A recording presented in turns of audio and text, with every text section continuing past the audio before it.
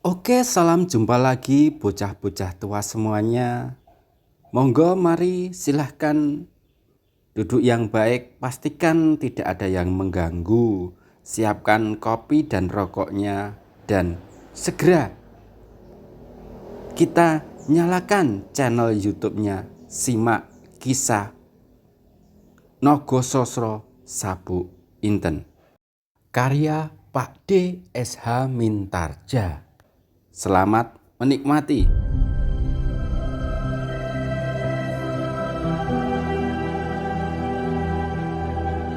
Pada episode sebelumnya dikisahkan bahwa Baurekso yang merasa kesal dan marah karena bawahannya dipermainkan oleh orang asing itu, maka dia turun tangan sendiri. Bagaimanakah selanjutnya yang akan terjadi dengan Mahesa Jenar? Kita simak kelanjutan ceritanya.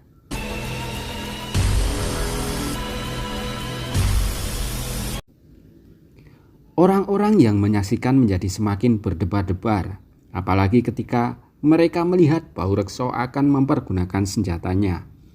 Maka menurut pikiran mereka, sedikit kemungkinannya Mahesa Jenar dapat menyelamatkan diri. Cambuk Baurekso yang berputar-putar itu cepat sekali menyambar leher Mahesa Jenar, tetapi secepat itu pula Mahesa Jenar membungkuk menghindari, sehingga cambuk itu tidak mengenai sasarannya. Baurekso yang merasa serangannya gagal menjadi semakin marah. Dengan cepat ia mengubah arah cambuknya dan dengan mendatar ia menyerang arah dada. Mahesa Jenar sadar bahwa dalam jarak yang agak jauh sulit baginya untuk menghindari serangan-serangan cambuk Baurekso yang cukup cepat dan keras. Karena itu, sebelum cambuk Baurekso sempat mengenainya, Mahesa Jenar dengan gerakan kilat melompat maju, dekat sekali di samping Baurekso, dan menggempur tangan Baurekso yang memegang senjata itu. Gempuran itu terasa hebat sekali dan tak terduga-duga. Terasa tulang-tulang Baurekso gemeretak, perasaan sakit serta panas menyengat-nyengat. Tidak hanya pada bagian yang terkena, tetapi seakan-akan menjalar sampai ke ubun-ubun. Cambuknya segera terlepas dan melontar jauh. Baurekso sama sekali tidak mengira bahwa hal yang semacam itu bisa terjadi. Karena itu, sama sekali ia tak dapat memberikan perlawanan dan membiarkan cambuknya terlontar. Mengalami hal semacam itu, meskipun terpaksa menahan sakit, Baurekso menjadi bertambah kalap. Ia mengumpulkan segenap tenaganya dan ingin menebus malunya dengan mematahkan leher lawannya. Dengan sekuat tenaga ia menyembunyikan rasa sakitnya sehingga Mahesa Jenar tak dapat mengukur akibat gempurannya dengan pasti.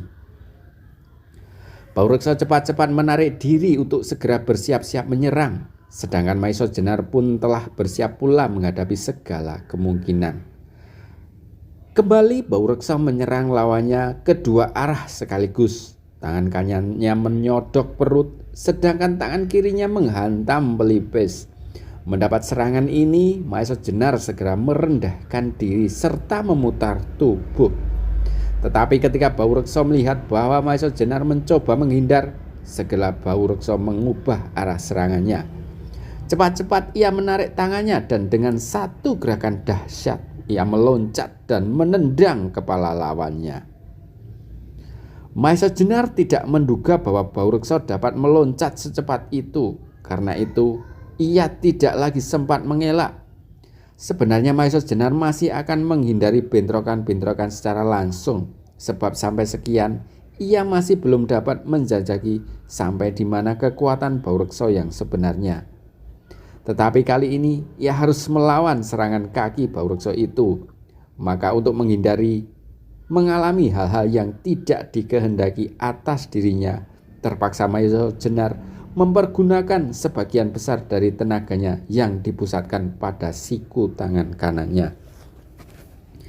Ia merendah sedikit sambil memiringkan tubuhnya. Maka terjadilah suatu benturan yang hebat antara kaki Baruksa dengan siku tangan Mahesa Jenar. Akibatnya hebat pula. Baruksa ternyata telah mengerahkan seluruh tenaganya, dan ketika ia melihat bahwa Mahesa Jenar tidak sempat mengelakkan serangannya, ia sudah memastikan bahwa orang asing itu akan terpelanting dan tidak akan dapat bangun kembali.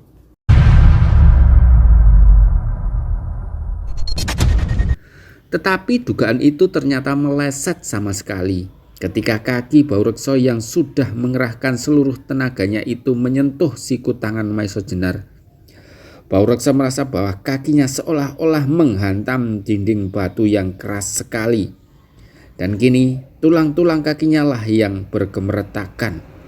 Sedangkan ia terpental oleh kekuatannya sendiri dan dengan kerasnya terbanting di tanah, sehingga tidak sadarkan diri. Orang-orang yang menyaksikan peristiwa itu serentak hatinya bergetar, sampai beberapa orang menggigil karena tegang.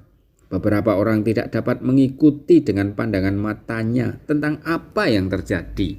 Yang mereka ketahui hanyalah Baruksa terbanting di tanah hingga pingsan. Demang Penanggalan, demikian nama Demang tua itu, hatinya menjadi cemas menyaksikan pertempuran itu. Sebab kalau sampai terjadi sesuatu hal, dialah yang harus bertanggung jawab. Cepat-cepat ia mendekati Baruksa yang sedang pingsan. Dirabanya seluruh tubuhnya. Ia merasa terkejut sekali ketika tangannya meraba kaki Baruksa yang membentur siku Mahesa Jenar. Kaki itu terasa dingin sekali dan di beberapa bagian terasa adanya luka dalam yang berbahaya bila tidak lekas-lekas mendapat pertolongan. Orang-orang yang berkerumun menjadi terdiam seperti patung. Mereka tidak tahu lagi bagaimana harus menilai kehebatan orang asing itu yang dengan bermain-main saja telah dapat mengalahkan Gagak Ijo dan kemudian sekaligus Baruksa. Sementara itu Baruksa dan Gagak Ijo telah diangkat orang ke dalam sambil menunggu Ki Asem Gede. Kini perhatian orang seluruhnya tertumpah kepada Mahesa Jenar yang masih belum bergeser dari tempatnya. Hanya sebentar mereka melirik juga kepada Demang Penanggalan sambil bertanya-tanya di dalam hati, apakah seterusnya yang akan diperbuat oleh Demang tua itu.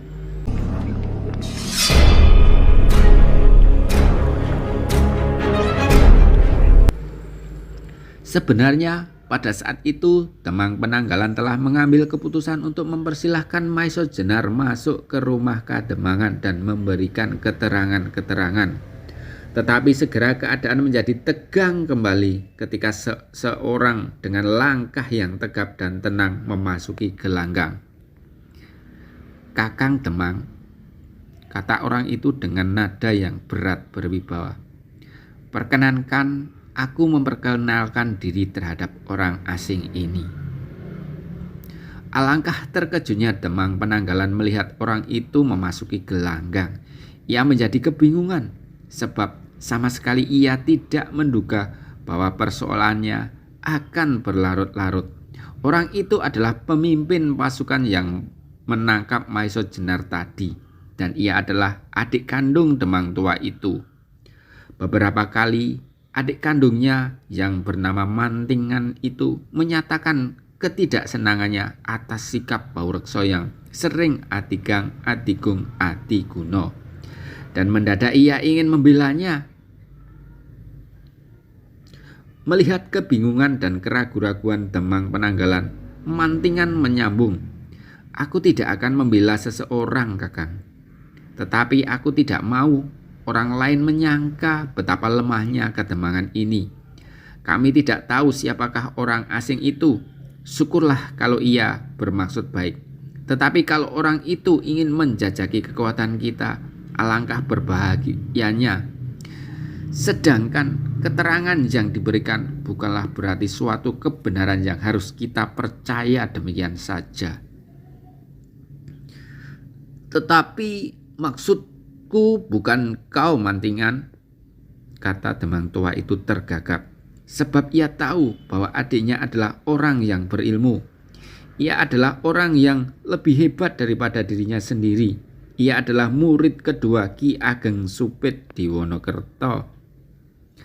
Mantingan adalah seorang dalang yang secara kebetulan sedang mengunjungi kampung halamannya yang baru saja didatangi oleh gerombolan yang menculik gadis-gadis.